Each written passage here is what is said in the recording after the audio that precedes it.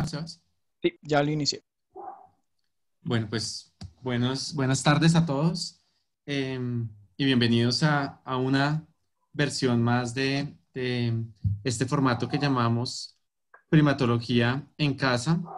Eh, y bueno, ya vamos como por la sesión 17, si no estoy mal, eh, de estas charlas. Y hoy tenemos como una invitada muy especial. Tenemos a Franci Forero. Yo digo muy especial también para mí, o sea, es un honor poder presentarla. Ya les cuento por qué, pero nos va a hablar un poquitico del mico león negro, una de las especies, digamos, emblemáticas en el tema de biología de la conservación cuando hablamos de primates y donde se ha trabajado muchísimo y como discutíamos ahorita, de la cual de pronto conocemos muy poquito acá en Colombia. Entonces, solo quiero presentar brevemente a Franci, aunque se merece la mejor de las presentaciones. Franci, yo la conocí cuando se moría de ganas de hacer algo con primates y nos inventamos la posibilidad de ir a un lugar muy remoto en La Guajira a buscar, en el norte de Colombia, a buscar y estimar las densidades de monos araña, donde ni siquiera sabíamos si los íbamos a encontrar pues en densidades grandes. Y Francia estuvo allá un par de meses, creo que unos 3 meses por lo menos, haciendo los censos y era como el primer estudio que se hacía con monos araña café en esta zona del país. Ahí trabajamos juntos y fue, digamos, un trabajo muy bonito con Abelardo también en la Universidad Distrital, donde Francia estaba haciendo o terminando su licenciatura en biología que terminó con todo tipo de honores.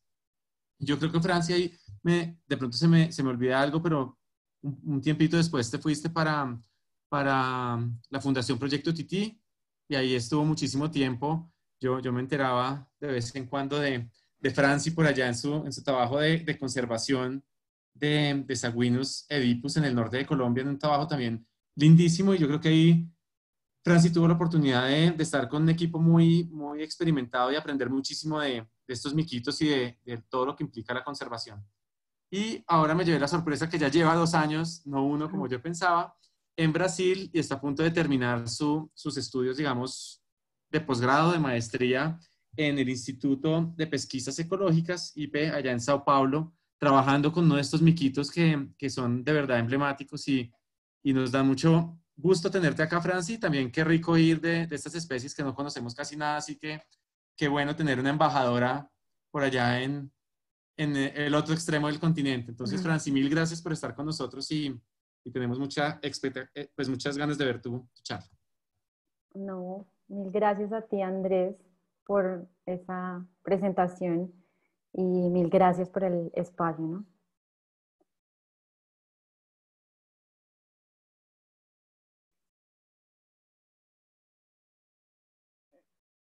Entonces, bueno, voy a empezar la presentación diciendo, con un título que Carolina García nos ayudó como a plantear y es cómo un primate se salvó de la extinción y es el caso del mico león negro. Entonces, el mico león negro, el tití negro, el mico león preto, como lo quieran llamar, Leontopithecus chrysophigus, actualmente se encuentra en peligro, según la última actualización de la lista roja, que nos indica ese grado de amenaza de las especies, ¿verdad? Y no siempre fue así, y lo vamos a ver más adelante, pero quería presentarles a este pequeño primate. Eh, y cuando digo pequeño es pequeño, tiene en realidad, puede tener un peso de 500 a 700 gramos, su cuerpo puede medir en promedio 26 centímetros, con una cola larga de 37 centímetros que les ayuda para el equilibrio. No tienen dimorfismo sexual, son frugívoros insectívoros, eh, con una preferencia por las mirtáceas. Rara vez comen otros ítems como goma, exudados de los árboles, pequeños invertebrados y también vertebrados. Hay como tarea un artículo que salió recientemente del doctor Guillermo Galvino y Gabriela Resende y colaboradores, de los micos leones pretos alimentándose de unos pequeños sapitos. Pueden locomoverse o se locomovilizan entre 1 a 3 kilómetros por día, y como consumen una dieta variada en frutas, entonces ellos van cumpliendo su función de dispersores de semillas durante sus recorridos por la mata atlántica. Viven en grupos familiares, generalmente 4 a 6 individuos, como unas características de su familia de calitriquídeos. Son territorialistas, defienden su territorio a capa y espada, territorio que pues, en promedio tiene 100 hectáreas, pero ya hemos observado grupos que tienen unos territorios menores y otros que tienen unos territorios hasta de 300 hectáreas. Esto tiene que ver mucho con la condición de los bosques en los cuales ellos habitan. Son diurnos, tienen un parto, generalmente un parto por año, donde tienen 2 gemelos. ¿Y dónde vive ese mico león preto o tití negro? Él se encuentra en la mata atlántica, que como estábamos hablando con Andrés, no conocemos mucho en Colombia sobre la mata atlántica, pero es un bioma amenazado, es uno de los biomas más amenazados del mundo. Esta es la cobertura original de la mata atlántica. Actualmente solamente queda el 12,4% aproximadamente, ¿no? Y esta es la distribución del mico. Antes teníamos todo ese montón esa era la distribución, ¿no? Entonces teníamos toda esa posibilidad de encontrar esos micos en toda esa parte cubierta por la exuberante mata atlántica, pero ahora tenemos solamente el 8%, alrededor del 8% de bosque en buenas condiciones, y la verdad es que el mico se encuentra en algunas partes de la mata atlántica, aquí en esta parte que nosotros llamamos como Alto Paranapanema, Medio Paranapanema y el Puntal. Pero se ve claramente la reducción tanto del bioma cuanto de la posibilidad de encontrar los primates. Y cuando hablo de la riqueza de la mata atlántica, les estoy diciendo que la mata atlántica tiene 24 especies de primates, 24 especies de primates, 20 de ellos son endémicos de la mata atlántica y 15 de ellos se encuentran en un grado de amenaza. Entonces, la vulnerabilidad y esos peligros de la mata atlántica ponen en peligro a todos esos primates, y no solo primates, ¿no? Toda esa riqueza de fauna que alberga la mata atlántica. Y compañeros de los micoleones negros, tenemos otros conocidos que quiero presentar para ustedes, que son también endémicos de la mata atlántica y tienen un grado de amenaza. Aquí el micoleón negro, aquí pueden ver en el mapa la distribución y dónde se encuentran las poblaciones actualmente. El micoleón de la cara dorada, también en peligro, y el micoleón dorado. El micoleón de la cara negra, que no sé si me están viendo en el video, pero es la camiseta que yo tengo hoy, que es del micoleón de la cara negra, se encuentra en peligro crítico, y bueno, los 4 son como una bandera de la conservación de la mata atlántica. Y el micoleón negro, como les había dicho desde el principio, no siempre ha tenido como esa historia tan conocida. Desde 1905 hasta 1970 fue un primate que se consideró extinto, no se veía, no se reportaba, nadie lo veía. Entonces, según la clasificación de la lista roja, era catalogado como extinto. Y se creyó eso hasta 1970. No sé si ustedes conocen la persona que está en la foto. Es un naturalista y un primatólogo muy importante, que es Aldemar Coimbrafilio. Y él era un encantado y un apasionado por los primates. entonces, así como tipo chisme, una persona que entró a una tienda de armas encontró taxidermizados dos micoleones negros, y cuando los vio entró en contacto con Aldemar y le dijo pues lo que había encontrado en Presidente Vecislao, si no me engaño, ese es el nombre del pueblo donde los encontraron. Ahí Aldemar viaja hasta allá, va para la tienda, llega a la tienda, ya no estaban los animales, entonces, pero le indican quién fue la persona que hizo todo el trabajo de taxidermia.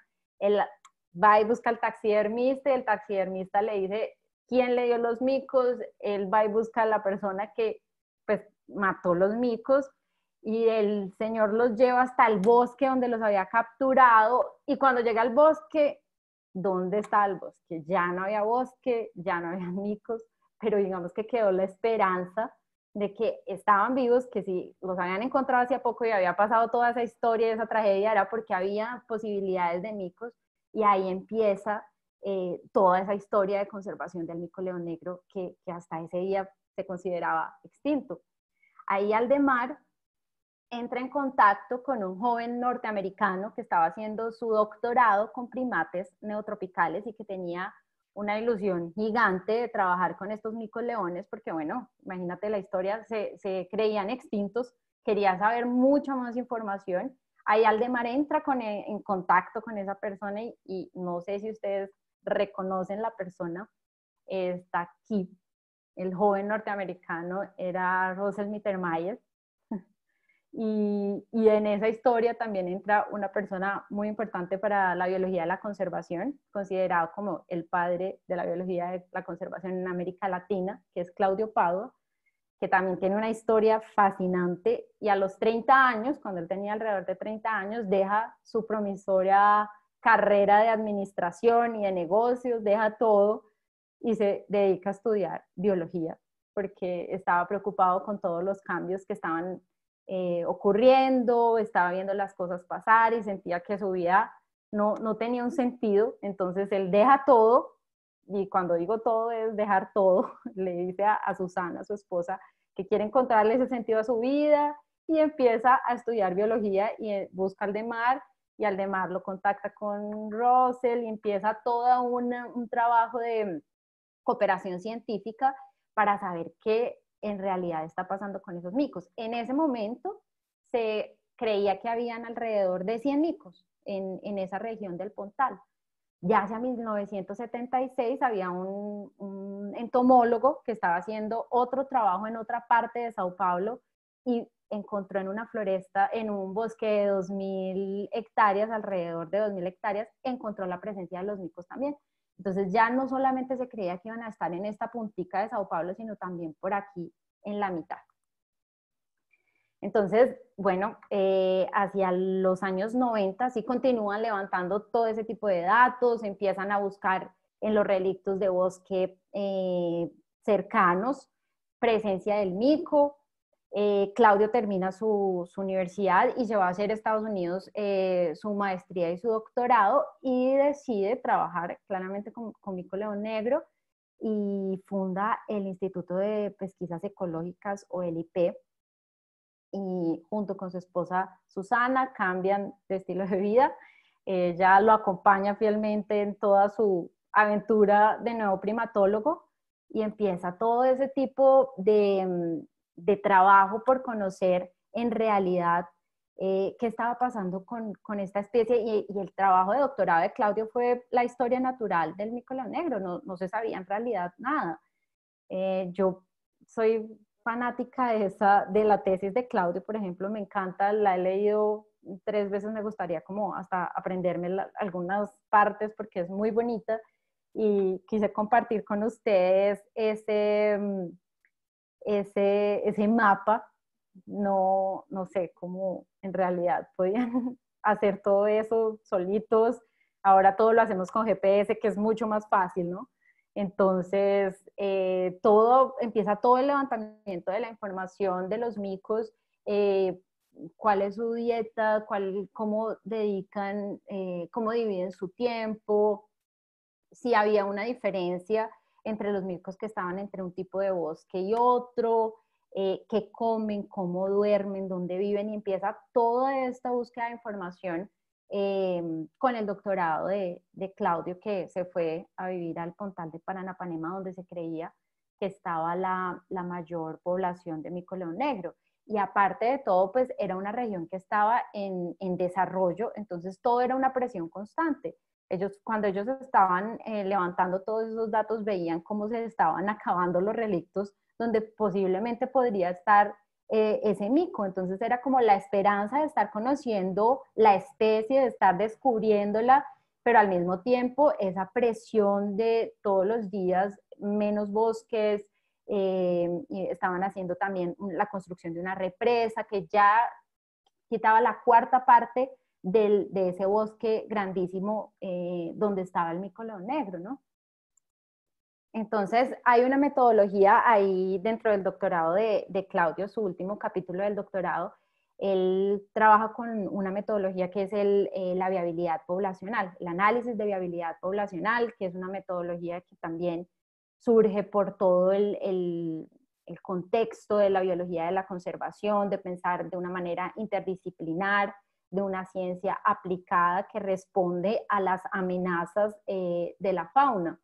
Entonces, él empieza a hacer su doctorado, su último capítulo de doctorado, tiene ese componente del análisis de la viabilidad poblacional que nos va a decir de aquí a determinado tiempo qué tan viables son las poblaciones.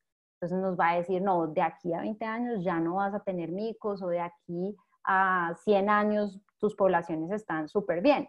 El resultado de la tesis de Claudio fueron que esa población del Pontal, por ejemplo, y con los datos que había levantado de su doctorado, tenía alrededor de 1000 individuos, esa metapoblación, y que iba a estar viable alrededor de 50 años, porque eran tantas las amenazas que no iba a resistir más de eso. Entonces, quería contarles un poquito qué datos necesitamos cuando hacemos un análisis de viabilidad poblacional, qué en su tiempo empezó a hacer Claudio y qué es lo que continuamos mirando actualmente para determinar esa viabilidad de nuestras poblaciones.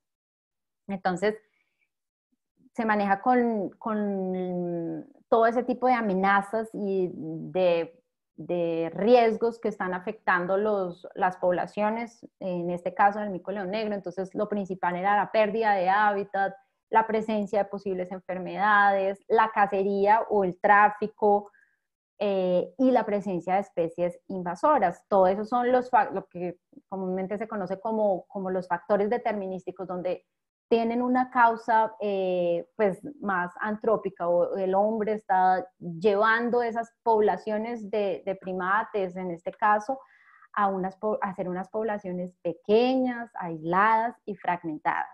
Y cuando tenemos esas poblaciones pequeñas, aisladas y fragmentadas, empieza también al mismo tiempo la pérdida de diversidad genética y un posible incremento de endogamia.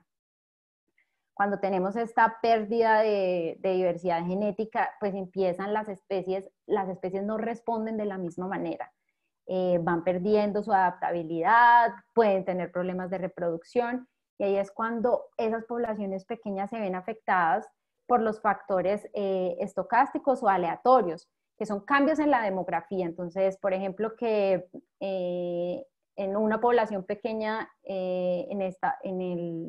en su fase de reproducción tuvieron solo machos, y eso puede llevar a extinciones locales, o puede haber una catástrofe y termina con la población pequeña que estaba ahí. Entonces, bueno, todas esas amenazas no actúan de manera aislada. Sería un sueño pensar que solamente tenemos la pérdida de hábitat, o que solamente vamos a tener la fiebre amarilla, o que mi peligro simplemente va a ser la cacería y el tráfico, pero todas esas amenazas actúan de manera sinérgica y ocurren todo el tiempo. Entonces eso me lleva a que las poblaciones entren como en un vórtice de extinción.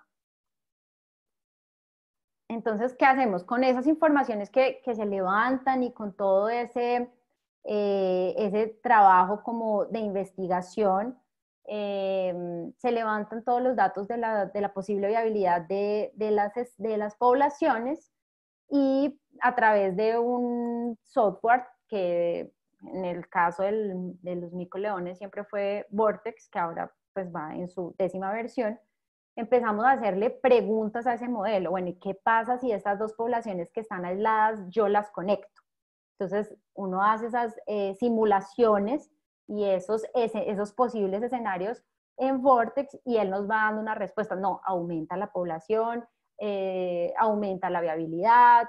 ¿Qué pasa si yo hago una dispersión de micos? ¿O qué pasa si yo hago una translocación para aumentar el potencial genético de las poblaciones? Entonces uno le va haciendo esas preguntas en esos talleres que son organizados por la UICN, y empezamos a responder las preguntas que nos dan informaciones sobre las poblaciones. Entonces, ¿qué pasa si yo tengo dos poblaciones desconectadas y ahora creo un corredor y ellas están juntas de aquí a 20 años?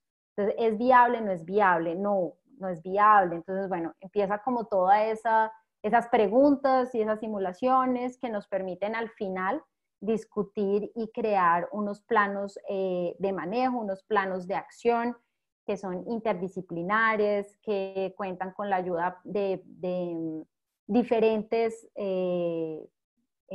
actores. Tenemos investigadores, siempre son invitados investigadores, educadores, personas de los parques, personas de la comunidad, los mismos asistentes de campo, todas las personas que tienen un poder o que tienen una influencia sobre la conservación del mico son invitados a esos talleres, y desde todos esos puntos se crean esas preguntas para los modelos y se crea también el plano de acción. Entonces, esas fueron las metodologías que fueron usando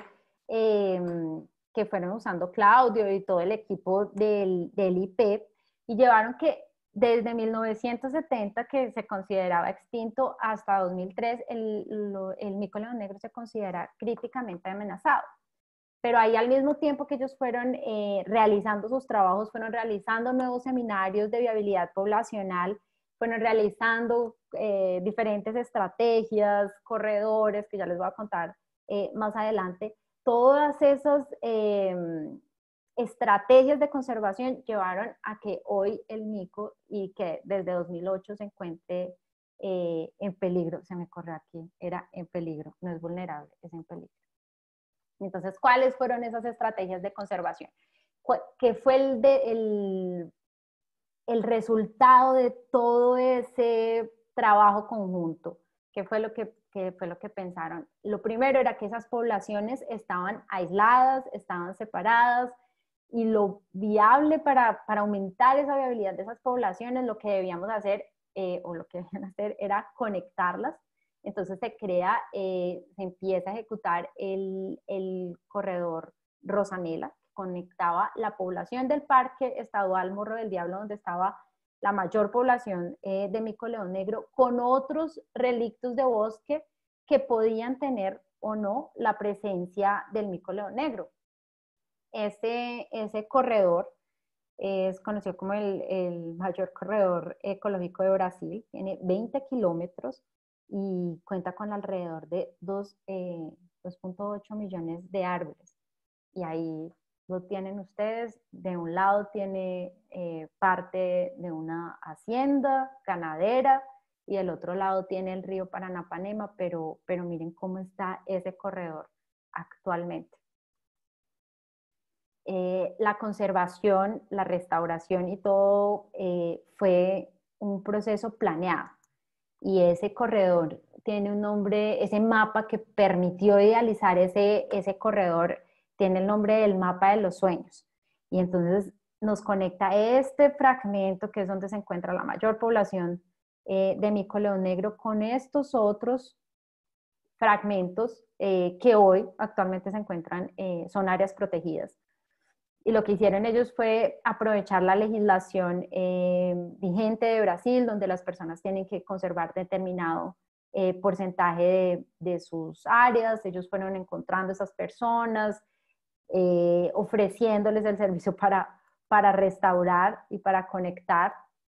Y por eso tenemos ese corredor que se los muestro aquí, cómo era antes y cómo está actualmente.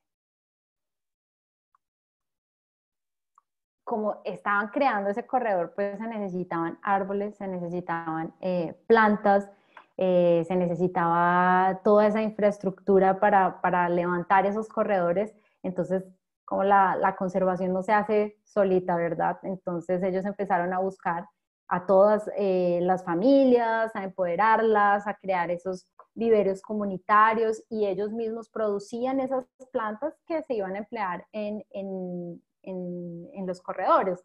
Entonces empieza todo un trabajo de desarrollo comunitario. Hay un trabajo que se llama Un Pontal Bueno para Todos, que ha apoyado alrededor de 1.600 personas. 51 familias se ven beneficiadas con uno de los proyectos de SAFI, se me olvida cómo se dice en español, pero es como silvicultura. Aquí tienen el café con floresta, entonces está la parte de bosque conservada y en la parte de sombra pues se planta café.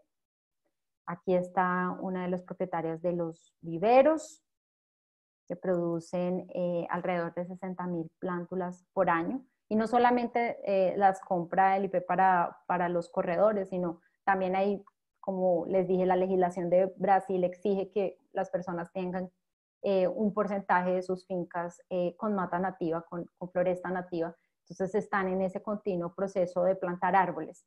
Y esas familias que fueron empoderados por el IP y por todas esas estrategias, proveen de esas plántulas bueno, a quien los necesite. Tenemos también la parte de educación ambiental.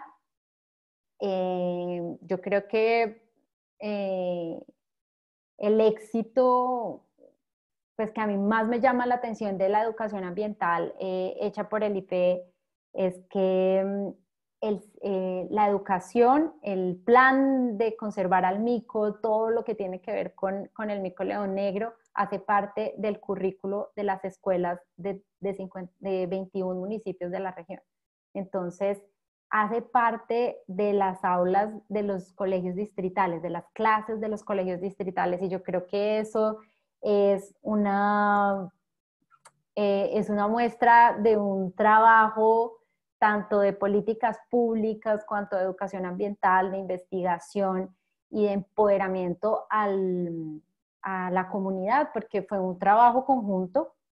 Entonces lo que hace el IP ya no es tanto capacitar a los niños, sino capacita a los profesores. Y hasta hoy se han capacitado alrededor de 3.700 profesores en la región. Entonces, se hace un acompañamiento con los niños, hay club de ciencias, el equipo de educación siempre está acompañando, pero el foco es capacitar a los profesores de todas las áreas.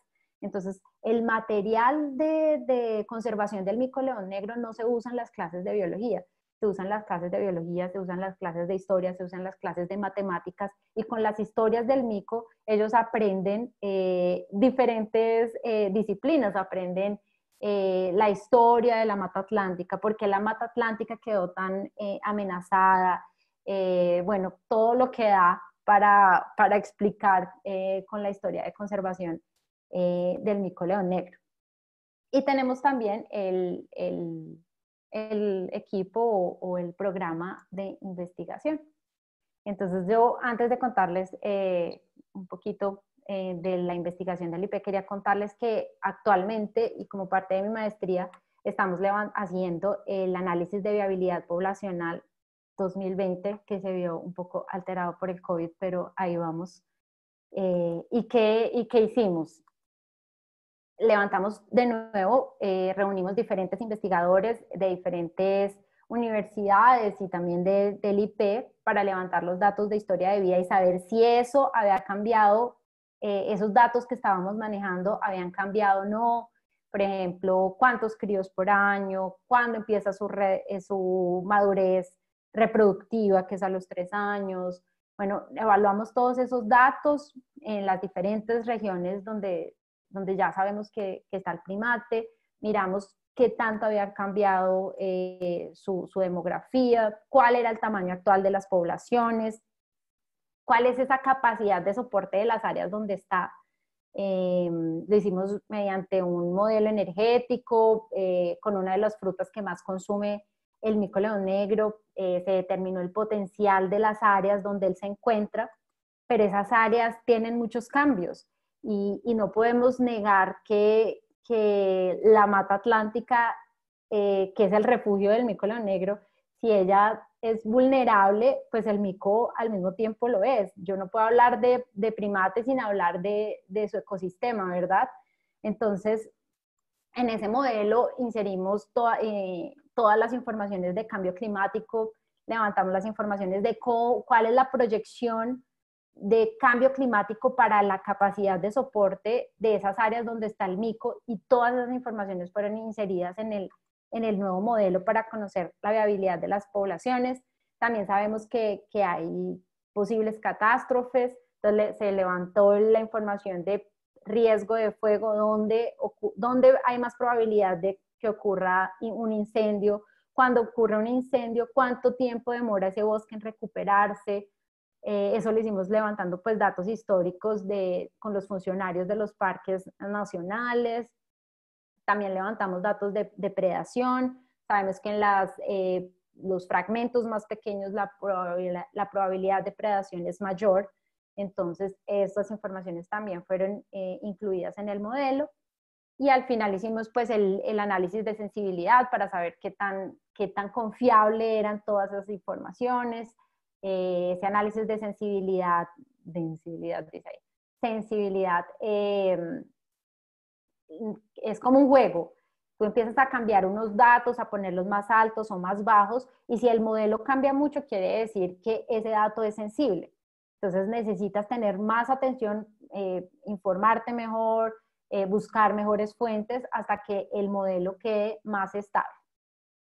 Y después de tener ese modelo de viabilidad de las poblaciones, realizamos un estudio de cuál es la población mínima viable de la especie. Entonces, ¿cuántos micos yo necesito para que no se me extinga una población? Quería mostrarles cómo ha cambiado el panorama en estos años.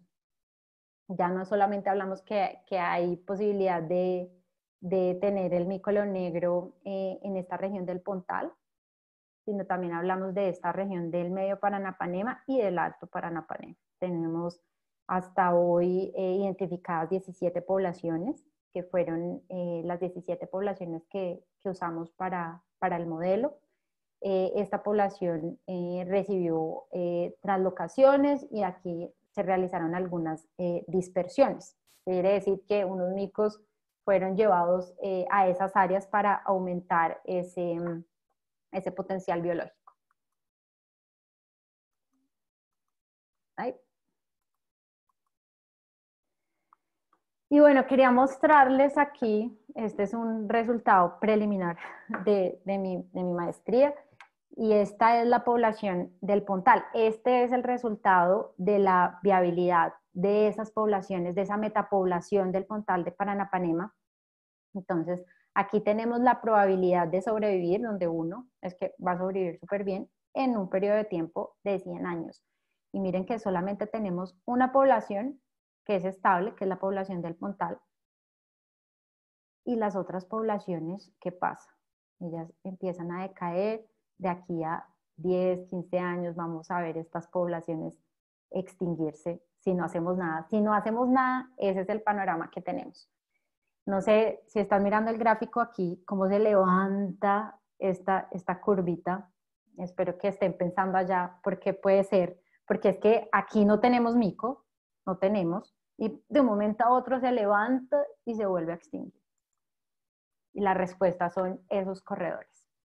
Actualmente tenemos unos fragmentos donde no hay mico, pero de aquí a unos 10 años que ese bosque esté en unas condiciones mejores, ya está bien, pero que esté en unas condiciones mejores, existe esa posibilidad de que esos micos empiecen a dispersar a estas áreas y la esperanza de que lleguen esos micos a esos fragmentos donde ocurrieron extinciones locales. Pero ya nos damos cuenta que si no hacemos nada, es solamente un respiro de esperanza, porque se llega aquí y otra vez empieza a declinar esa población. Entonces, deben plantearse estrategias de manejo de las poblaciones,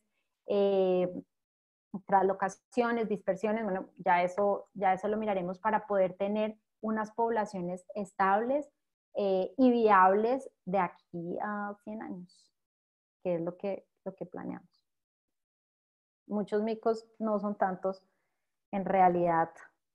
Entonces quería contarles qué es lo que estamos haciendo desde la investigación para recuperar esas poblaciones, para conocerlas mejor, para mantenerlas viables. Se están haciendo trabajos de dispersión de semillas, del doctorado de Gabriela, que es con ecología del movimiento. Como los micos no tienen esos corredores, no tienen esos árboles que se demoran mucho tiempo en crecer, y los micos duermen en árboles muy grandes, mayores en un promedio que 20, 30 metros, con presencia de huecos. Entonces, si no tienen árboles de dormir, entonces se les fabrican los dormitorios, que es otra investigación que está en proceso. Esta es una parte del corredor también, que como ustedes pueden ver, no está conectada. Entonces, se está pensando en pasos de fauna y también en caracterización de las áreas que tienen mico y que no tienen mico, para mirar cuáles son las consecuencias de esos fragmentos que perdieron los micos, cómo están esas áreas, qué pasa con eso que llamamos defaunación, qué pasa cuando retiramos un dispersor de semillas como el mico león negro de algunas áreas. Entonces, ¿qué pasa con todo ese relicto de Mata Atlántica? Y transversal a eso, la genética de poblaciones. Entonces yo vuelvo a la pregunta, entonces, ¿qué es lo que salvó al mico león negro de la extinción? Metodologías vigentes, metodologías que funcionan, metodologías estandarizadas, un trabajo juicioso, un trabajo disciplinado con investigadores de todo el mundo, porque muchas fuerzas han venido a ayudar al mico, sí. Un planeamiento estratégico que tiene ese manejo adaptativo, que si no funcionó por este lado nos vamos para el otro, o vamos a insistir, vamos a crear y a proteger todas esas áreas en las que está la especie y lo han logrado, sí, también. Implementar diferentes estrategias de conservación, creo que es evidente todo lo que esas estrategias han hecho por la especie, la interdisciplinaridad, recursos, los recursos no los tenemos, pero los buscamos, están por ahí, entonces todo el tiempo haciendo gestión, escribiendo propuestas, yo creo que es el desafío de todos los proyectos, los recursos, pero se buscan. Pero en realidad, ¿qué es lo que hace la conservación posible? Porque un mico que estaba totalmente extinto y que se hubiera podido quedar así, porque hoy está en peligro? Y la respuesta, pues, es como muy fácil, y es que la conservación es hecha por personas. Uno puede tener las mejores metodologías, uno puede tener los recursos, pero lo que hace la conservación realmente posible son las personas. Y así como Claudio, no les mostré aquí, ella es Susana Padua, la esposa de Claudio, que también cambió de vida y es una de las mejores y referencias de educadoras ambientales. Así como Claudio y Susana cambiaron su estilo de vida, cambiaron el estilo de vida de muchas personas más, fueron empoderando estudiantes, profesionales, voluntarios, brasileros, de Estados Unidos, bueno, de muchos países, para hacer posible ese sueño de conservar el mico, ese sueño del mayor corredor que conectara todos esos fragmentos donde posiblemente ya no hay mico, donde otros tienen unas densidades muy bajas y continúan realizando ese poder esa labor linda de enamorar a miles de personas con la historia del mico león negro. Y yo les muestro aquí otra persona pues como muy importante para la conservación del mico león negro. No sé qué vaya a pensar la doctora Lohans de verse con una corona, pero Lohans tiene ese mismo poder con sus estudiantes en la universidad, en la UNESPI. Tiene un laboratorio de primates donde todo el mundo es invitado, donde se habla siempre de primates, de faunación, de mata atlántica, o a veces se habla de la vida, de COVID, de qué vamos a hacer, será que hay esperanza, será que no. Entonces, esas personas que abren ese círculo, que abren esa red para ti, que te invitan, que te reciben, que tienen esa capacidad de enamorarte de la conservación, del primate, son personas súper valiosas, son personas que abren las redes para que otras personas las hagan más fuertes. Y quería mostrarles aquí, del lado de Lohans, está Paola, la doctora Paola Ayala, que trabaja con mico león negro y también es colombiana. Fue para mí una súper sorpresa y cuento con el conocimiento genético de Paola 24/7 cuando estoy escribiendo mi maestría. Y me puse muy feliz cuando supe que había otra colombiana trabajando por la conservación del mico león negro. Y aquí Gabriela Resende también, que abrió las puertas de su proyecto para que yo hiciera parte de él y me dio como, junto con Claudio, esa responsabilidad gigante de hacer el análisis de viabilidad poblacional eh, para el mico león negro. Y claro, no lo hice sola, no podría hacerlo sola porque la conservación no se hace sola. Hay personas de zoológicos, aquí está Mara del Zoológico de Sao Paulo, hay personas del Parque de las Aves, aquí está Paola y Patricia, que son las encargadas, trabajan con la Universidad de San Carlos y hacen toda la parte de genética. Tenemos a Fabio, Fabio es un físico, aquí está Lohans, está Gaby y la mayor especialista para mí de Vortex, que también se merece una corona y todo el reconocimiento, que es Katie. Ella tiene esa capacidad de explicar las cosas de Vortex y del análisis de viabilidad poblacional y toda la estadística que se necesita para inserir los datos en esos modelos, y tiene la calma del mundo para que yo lo entienda o para que todo el mundo lo entienda, y tiene algo fantástico que es eh, incentivarte a usar Vortex para todo. Entonces ahora queremos mirar los pasajes de fauna, entonces no vamos para Vortex a ver si funciona ese pasaje o no funciona, en dónde va a funcionar mejor. Y creo que esas personas que abren la red, pues potencializan que la conservación sea posible. Entonces ahí un consejo, no me lo están pidiendo, pero un consejo de gratis.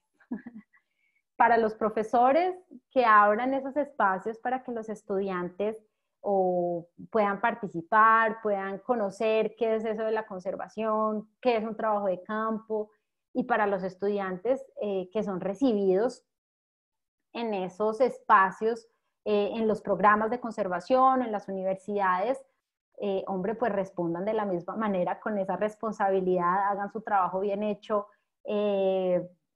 Si no les gustó el cuento de investigar y de la conservación, terminen su trabajo, pero salgan bien y dejen las puertas abiertas a donde va. Y yo creo que ese ha sido el secreto para yo poderles contar la historia que les estoy contando hoy. Esa fue mi primera clase de maestría. No se ve muy bien, pero ya al fondo es una foto de Andrés Link y Gabriela de Luna y Diana Guzmán, que fueron los primeros que a mí me abrieron como el espacio en esa red, en ese círculo de la conservación de primates. y gracias a ellos y a hacer bien mi trabajo, yo creo, terminé el proyecto Tití, trabajando con personas increíbles, ampliando mi red aún más, aprendiendo mucho, creciendo profesional y personalmente, embarrándola también, pero pues asumiendo con toda la responsabilidad los errores y los aciertos, ¿no? Y en un proceso de capturas conocí a Gabriela, que Gabriela era la coordinadora del IP, del proyecto, del programa de conservación del mico león negro.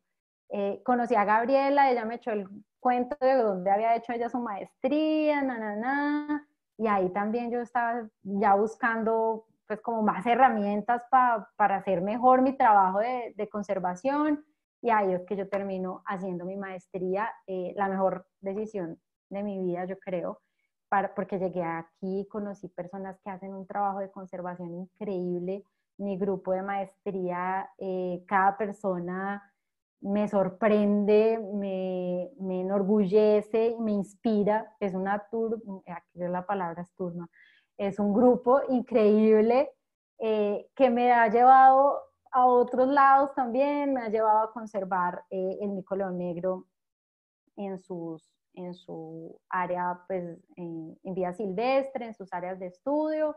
También me ha permitido trabajar, con personas de otros países y trabajar con Katie, que de verdad para mí es un honor hacer parte del grupo de trabajo de ella, en todo lo que tiene que ver con viabilidad. Entonces, hagan bien su trabajo, tanto estudiantes como profesores, yo creo, que abrir esos círculos, es difícil, es fácil o es difícil, depende, ¿no?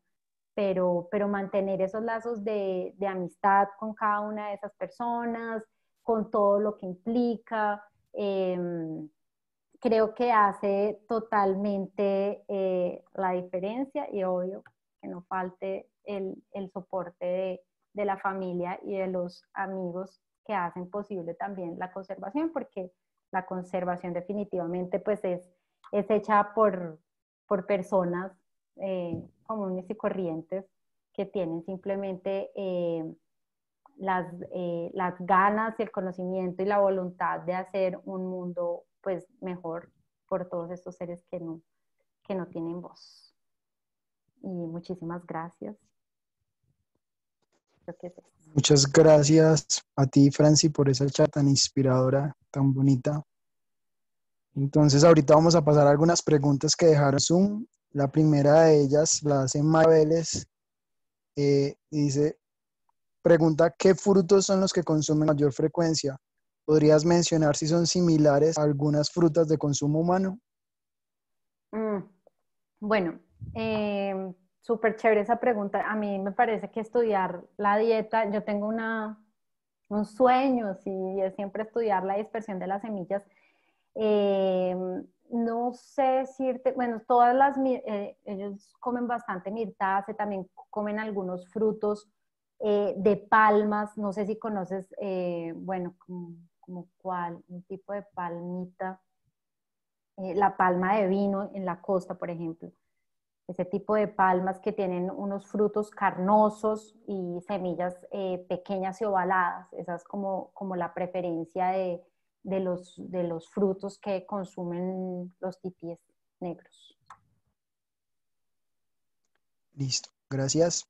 Una pregunta de Rosamira es, Franci, ¿qué porcentaje del Rosa, mapa mira. de los sueños o plan de conectividad está ya implementado? Bueno, de la parte del corredor Rosanela ya está totalmente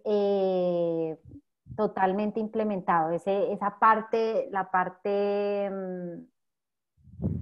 occidental ya está totalmente conectada del mapa de los sueños. Y ahorita empezó, el corredor norte, que es el otro, que como un 25%. Entonces yo creo que un 70% del mapa de los sueños debe estar implementado por ahí. Pero bueno, por Listo, lo menos Franci. el Rosanela ya está 100% creciendo. No es, ya tiene muchas frutas para el tití, Para el mico león negro, por ejemplo, ese corredor Rosanela ya tiene todo lo que un mico necesitaría para su día a día. Tiene presencia de invertebrados, tiene mirtáceas, tiene palmas. Digamos que por parte de dieta ese corredor está súper bien. Lo que no tiene es lugar para dormir. No, no tiene árboles grandes que sirvan de refugio, por eso se está haciendo esa investigación de los dormitorios artificiales con el objetivo de adecuarlos en los corredores mientras llegan los árboles grandes. Listo, muchas gracias. La siguiente pregunta es de Andrés Lin. Pregunta, ¿qué tan vulnerables son estos micos y otra fauna en estos corredores? Bueno, yo creo que aún no tenemos como esa respuesta.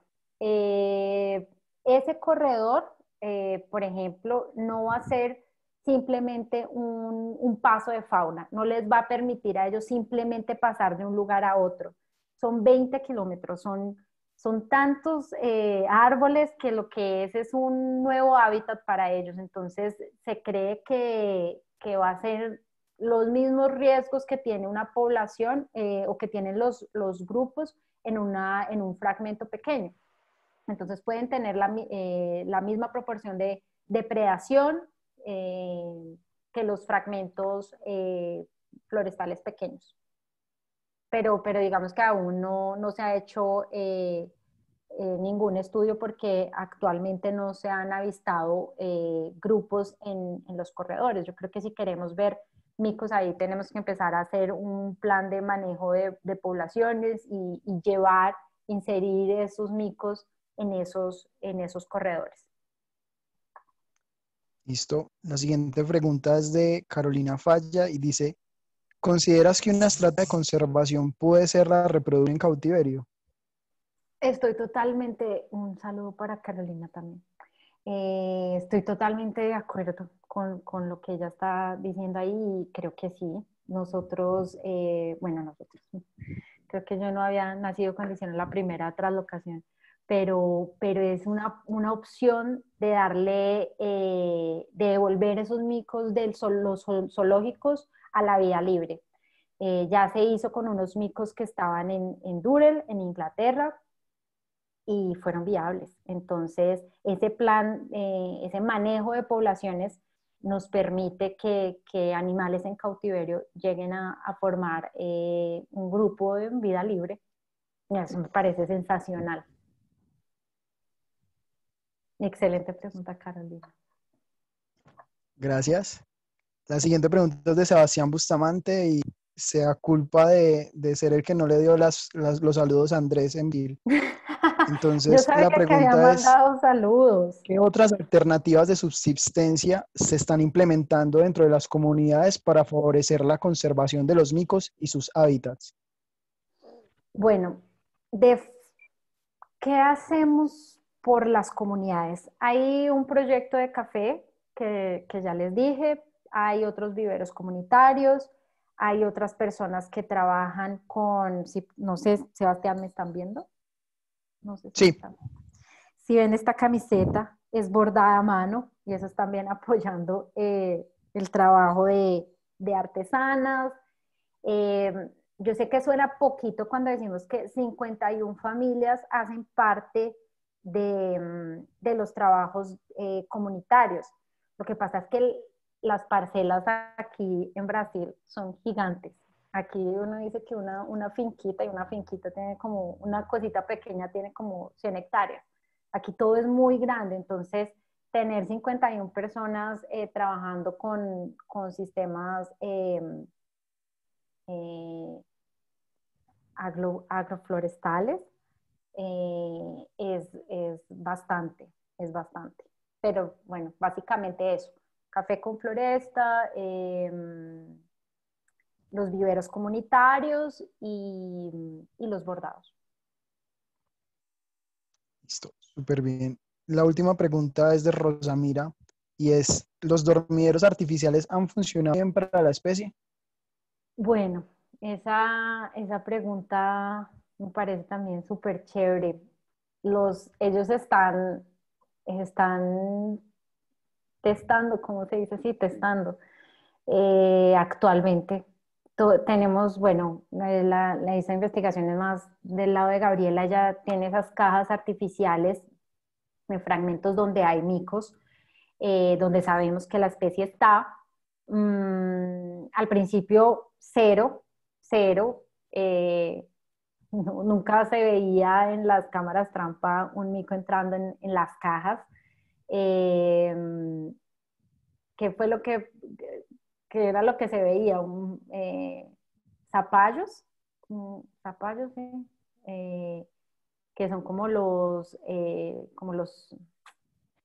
se me está olvidando el español, lo siento mucho, siento una pena de no encontrar las palabras en Los español. capuchinos. Los capuchinos, gracias, Sebastián.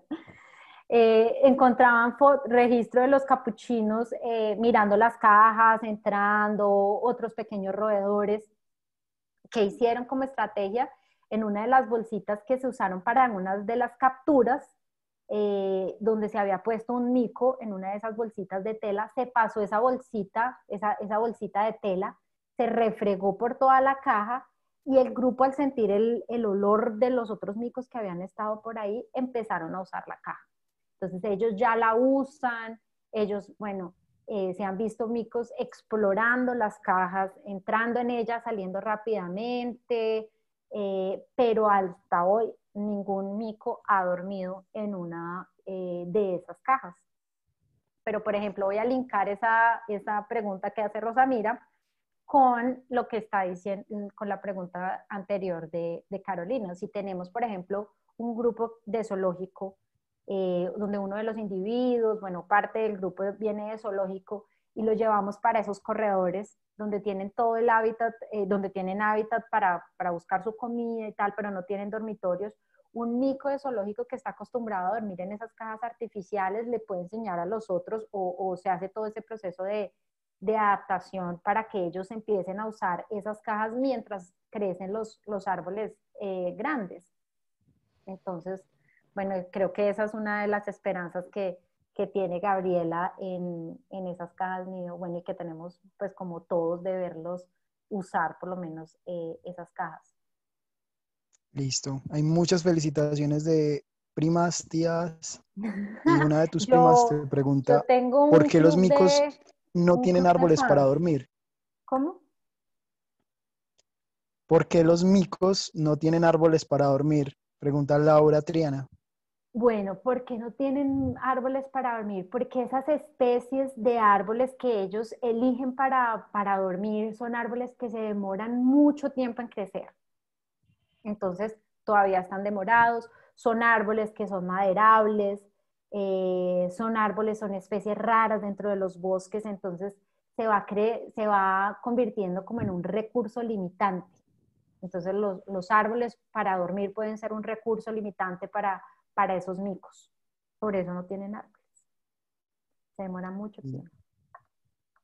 Bueno, Francis, muchísimas gracias. Hay muchas felicitaciones de Rosamira, de Carolina Falla, de Luz Marina, de María Paola Rojas y de mucha otra gente. Hay una pregunta más. Francis, Bien. ¿cómo funciona para introducir en la naturaleza un mico lesionado en el tráfico? Bueno, yo ahí no, yo no, la verdad es que nosotros no, personalmente no tengo experiencia con esa reintroducción de un mico que haya salido de su hábitat, haya estado fuera, haya sido pues de una u otra manera pues eh, accidentado, vulnerado.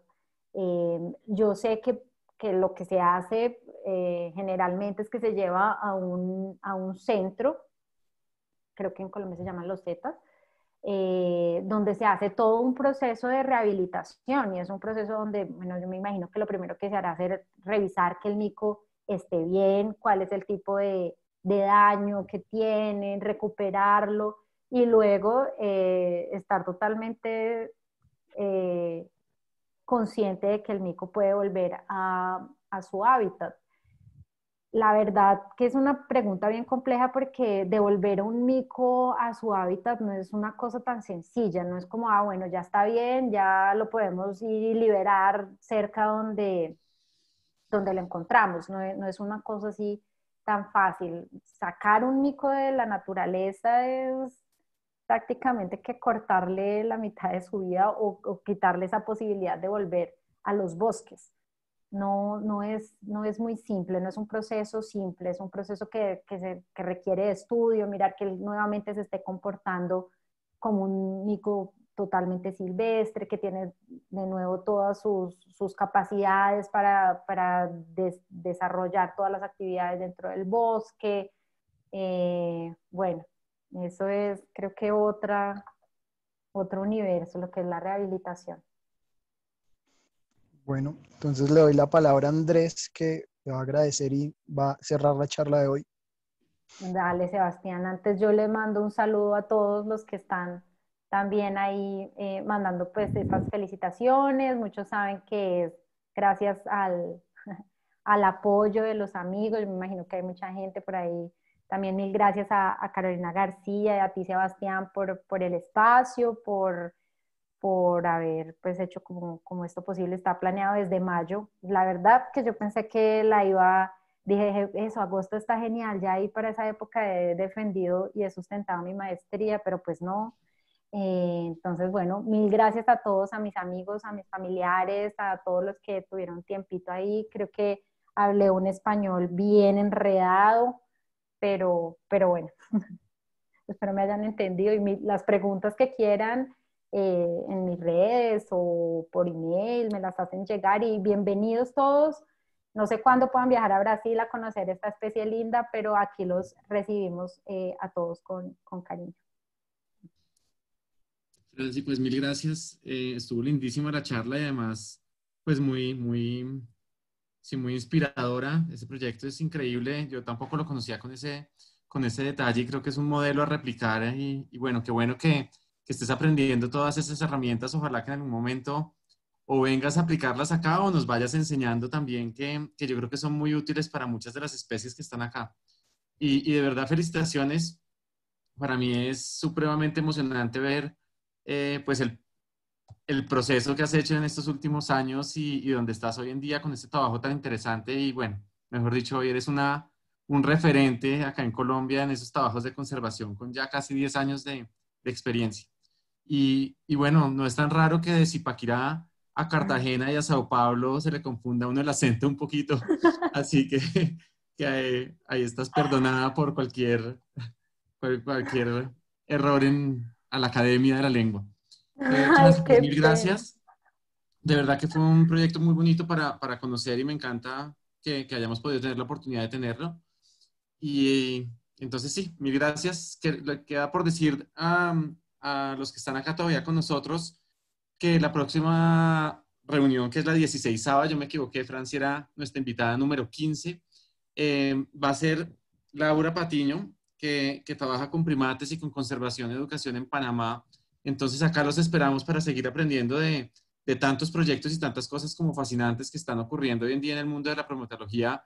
Si bien oímos a veces noticias malas, yo siento que ahí estamos todos poniendo un granito de arena y eso es lo que tenemos que hacer y contagiar a un par más que además hay cada vez más gente que se quiere contagiar y que está dispuesta a hacer lo que hizo el doctor y la doctora Padua en su momento de tomar una decisión y dejar un granito de arena por un mundo mejor. Franci, mil gracias y muchas gracias a todos. Los esperamos en 15 días y que tengan bonita tarde. Mil Chao. gracias.